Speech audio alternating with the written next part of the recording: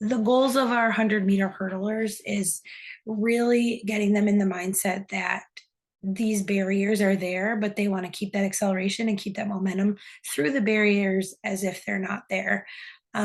We do a lot of practice with starts out of blocks, the gradual rise to correct running form through their sprint before we ever introduce hurdles.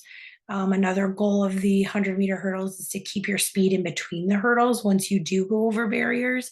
And that takes a lot of fast footwork drills, taking the time to, besides building sprint endurance, to just do fast footwork drills, ladder drills, plyos, speed things up and down. We do a lot of bleachers and incorporating fast footwork into your speed workouts and your speed sets.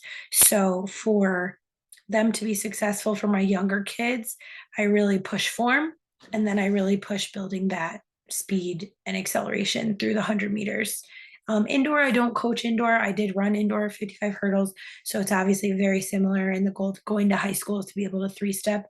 But another thing with modified level is strengthening both the right and the left leg so they can, yes, everyone's going to have a dominant leg. Yes, I was right dominant, but I could use both because at my stature when I was in middle school, um, it was just easier for me to four step. I wasn't cramming yet, but then once I got to high school, obviously with some height, I started cramming toward the barrier, and I needed to three step. I needed to perfect my speed to be able to get my takeoff leg close enough to be able to three step, which was very scary for me, but I ended up doing it my entire sophomore, junior, senior year, and it worked out. But for our modified level, I like to work both sides to strengthen both hip flexors, to strengthen both trail legs, and that flexibility along the way. We do a lot of stretching and additional core work with abs,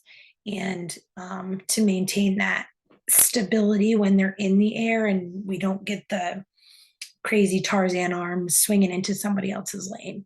So that's my goals. And then my breakdown of form thinks about three things: takeoff leg and where that's landing, the trajectory over the hurdle, because we're trying to eliminate the rainbow. We're trying to actually just push through the hurdle and keep our lead leg almost straight and then going down.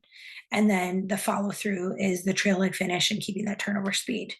So to work on foot placement, we do a lot of sprinting beside the hurdle, counting the first steps, making sure we know where our plant foot is, lowering, even for the guys hurdles, we lower them down to kind of eliminate that fear and maybe pull them back a couple inches so they can get the feeling of going over one or two at max speed where they're actually pushing off that takeoff leg. I call it their load phase.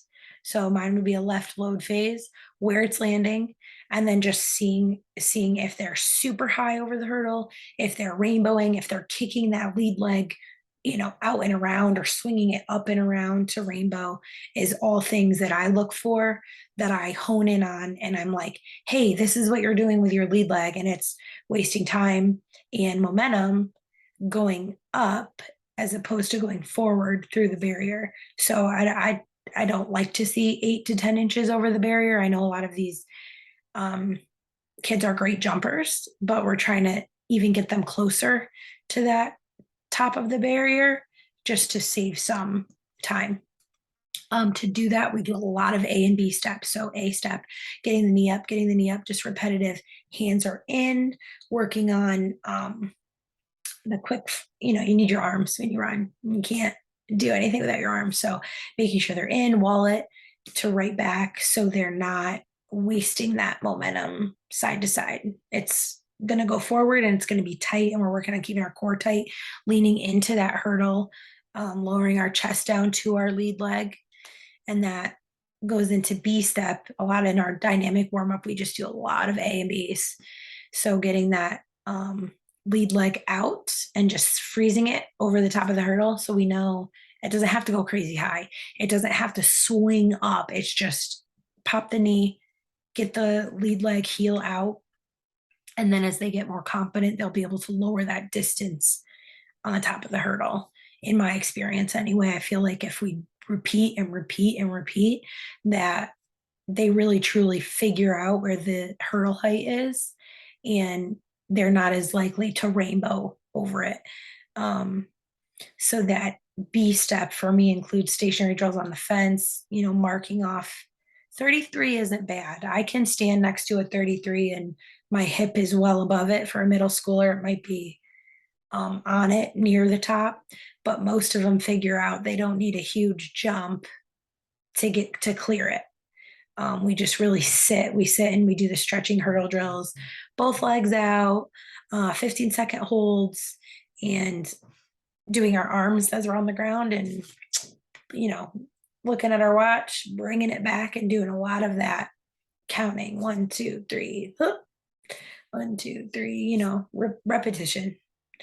12 and 13 and 14-year-olds need repetition, which I'm sure you know. I'm preaching to the guru. So that's for takeoff leg, lead leg going over the hurdle, and then trail leg. A lot of that is lining up 5 hurdles. You've seen it a million times, and just walking through. Step with the lead leg, pull the trail leg through, making sure we're pulling our knee up to our armpit and trying to keep our toe out of the way. So many people get lazy with their trail leg, and I see the most clips on the toe because they just don't have that flexibility to get their leg up to the side. So just making it more of a natural motion and pulling our knee through, doing lead leg step, trail leg over, lead leg step, trail leg over, lead leg step, trail leg over. And that could mean 5, 6 hurdles in a row, walking through that, each side to hit both hip flexors, and then boom, into your block steps. So oftentimes, if I have them pushing through a lead leg, doing a stationary drill or a walking drill, I'll have them do a couple trail leg clip after they go over the hurdle. I'll have them wind their trail leg a couple times on the track to get into that. Like, I got to engage it all the way down until I make contact and then turnover rate. So I'll have them, I know I'm just talking with my hands, but in the video, I do demonstrate trying to get that trail leg through and a couple just wind throughs. I say touch a trail leg, trail leg. So that's the last part of my trajectory. And then a lot of it is building endurance with middle schoolers. They get really tired at the end of the 100. I mean, they're just like hopping over the 9 and 10 hurdle when I want them to be able to truly run through it. So we do a lot of pyramids. So I do 300s all the way up. Like, I'll do 50, 100, 152, 253, and then all the way back down. And then we'll do it again. Well, I guess not pyramids, but ladder up and down. I don't push a huge amount of distance for modified. We don't do the 400 hurdles. We do the 200 hurdles, but obviously it's a good thing to have in your arsenal if you can prep that distance endurance and be a contributor on the varsity team as a 400 hurdler. So in closing, I think it's really important to work on form almost every single day for your hurdlers. My computer's shaking.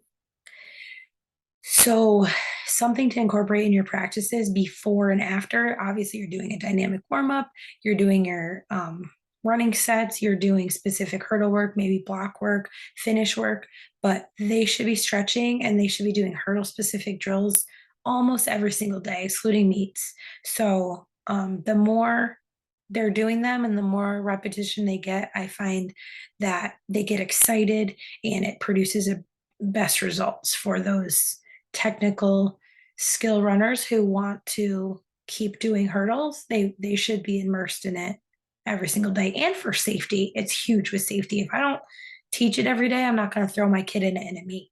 It's just not going to happen. People, I want to do hurdles. Everybody wants to be a hurdler. Nope, not if you haven't done the prep work. You're not doing it in the meet. So I'm big on safety, big on fundamentals, and big on form. And I hope you enjoyed my little technical analysis of hurdle sprint work, and hopefully we can talk soon. Thank you.